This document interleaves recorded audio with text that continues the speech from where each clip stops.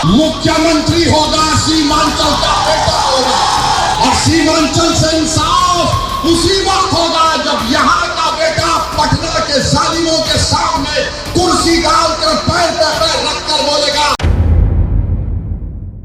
TV 10 Bharat, सच की ताकत। अभी तक तो बात सिर्फ हो रही थी कि मुसलमानों के हक की बात हो रही थी कि क्या बिहार विधानसभा चुनाव निपटने के बाद चाहे कोई सा भी गठबंधन जीते, क्या वो एक मुसलमान को जिनकी तादाद 18% से ज्यादा है उसे उप मुख्यमंत्री बनाएंगे। और ये मुद्दा किसी और ने नहीं, असदुद्दीन ओवैसी ने उठाया था। उसके बाद सब उसी मुद्दे पर आ गए, महागठबंधन से लेकर एनडीए तक सब। लेकिन अब इससे आगे की नई कहानी असदुद्दीन ओवैसी ने छेड़ी है। आज आपको दिखाऊंगा वक्फ कानून से लेकर जिन मुद्दों पर उन्होंने बात की, उसको लेकर हिंदू समाज से लेकर मुस्लिम समाज तक उनके समर्थन में उतर आया। मैं ये नहीं कहता समूचे बिहार में सिर्फ ओवैसी की हवा चल रही है, नहीं, ऐसा नहीं है।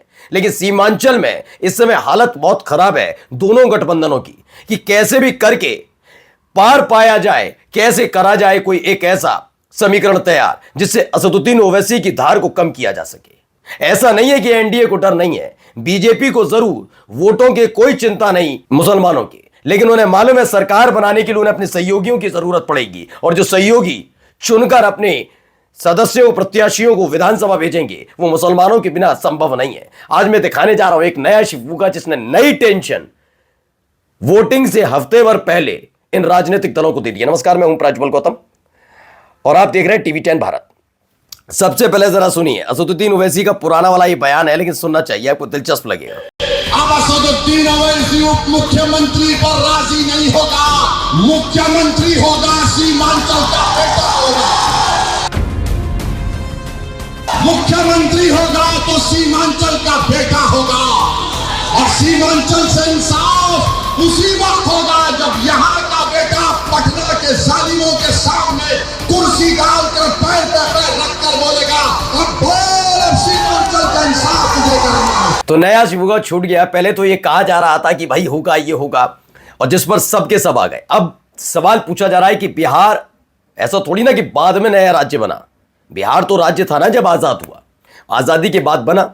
उसके बाद क्या हुआ, अब तक का इतिहास उठाकर देखिए, बिहार में कितने मुस्लिम मुख्यमंत्री रहे? सिर्फ एक, अब्दुल गफूर, उनके अलावा कोई मुख्यमंत्री नहीं। आज सवाल ये पूछ रहे हैं, जब हमारी तादाद इतनी है तो आखिरकार हमारे लोगों को सरकार में आने से, और फिर पहले उप मुख्यमंत्री की बात चल रही थी, अब कह रहे हैं मुख्यमंत्री बनेगा तो सीमांचल का बेटा बनेगा। सीमांचल का बेटा, उन्होंने मुसलमान का जिक्र नहीं किया। याद रखिए क्या कहा, मुख्यमंत्री बनेगा तो सीमांचल का बेटा बनेगा।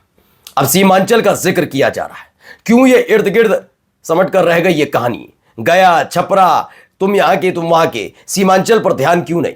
एक नया जो समीकरण मैं कह रहा हूं फिर से, सीमांचल से ऐसा लग रहा है कि असदुद्दीन ओवैसी पूरी तरीके से हर एक राजनीतिक दल को बाहर खदेड़ने के लिए तैयार बैठे हैं। जरा सुनिए क्या क्या कहा जा रहा है, सीमांचल में ऐसे हालात क्यों है, क्यों है ये बयान देना पड़ा, सुनिए। बंधन का जरूरत नहीं है, मुस्लिम का वोट का जरूरत है, मुस्लिम का वोट चाहिए, मुस्लिम का वोट बैलेंस है, मुस्लिम का दिमाग में घुस चुका है। मैम, कांग्रेस पार्टी हारेगा, कांग्रेस पार्टी, अरे कांग्रेस पार्टी हारने दो ना, हमें उससे क्या मतलब?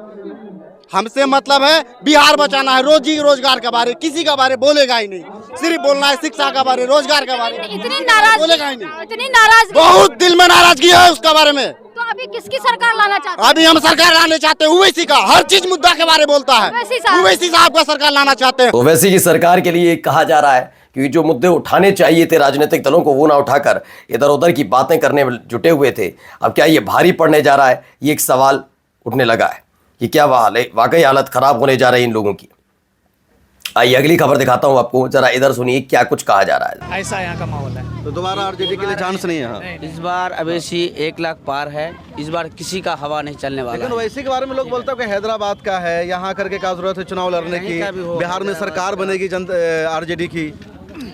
हर मुद्दे पे बात करने वाला है, हर मुद्दे में अवेसी साहब जो बात कर रहे हैं, तो इन्हीं लोग का, जैसा कि मास्टर साहब का जो 10,000 5,000 जो वर्कर है वही लोग बोलते हैं कि बाहर ये हैदराबाद।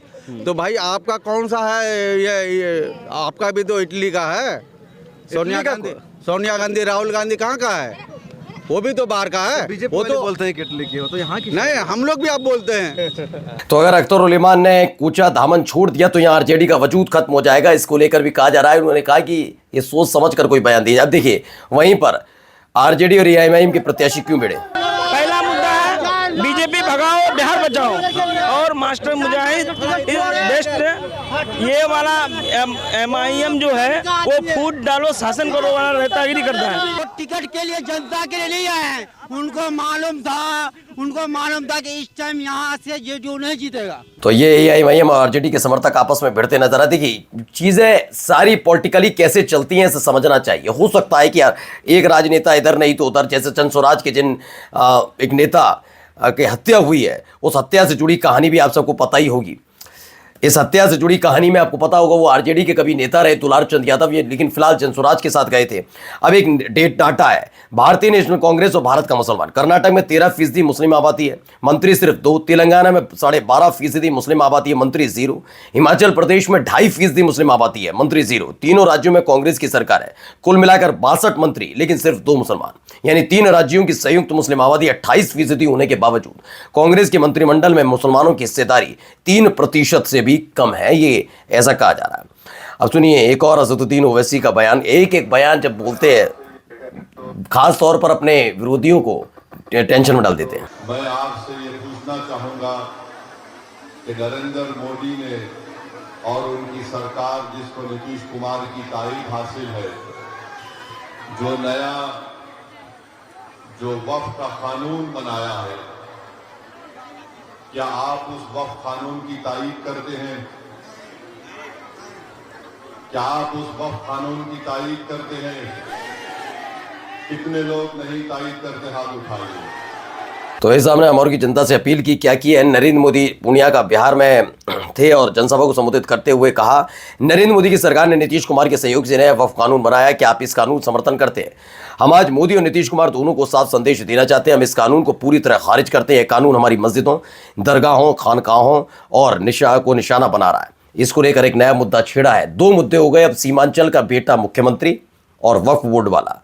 आइए यहाँ पर भी जरा सुनिए क्या कहा जा रहा है। मोदी जी कह रहे हैं हम बिहार को बहुत आगे ले जाने वाले हैं। मोदी जी ऐसे झूठा लुच्चा जुमलेबाज जो है, आज तक कोई प्रधानमंत्री हुआ नहीं। देश में ऐसा प्रधानमंत्री बना था लुच्चा प्रधानमंत्री, लफंगा, ये कहता कि हम चाय बेचते थे, कोई देखा था इसको चाय बेचते? तो इतना झूठा लफंगा गुंडागर्दी करता है, सोचता है हिटलर शाह या बिहार में देश में चलावेंगे इसको, तब कैसे खरीदेंगे ना बिहार से, कि ही पता चलेगा इसको। तो लोग बड़े नाराज नजर आ रहे हैं और जाते जाते एक बयान और सुन लीजिए।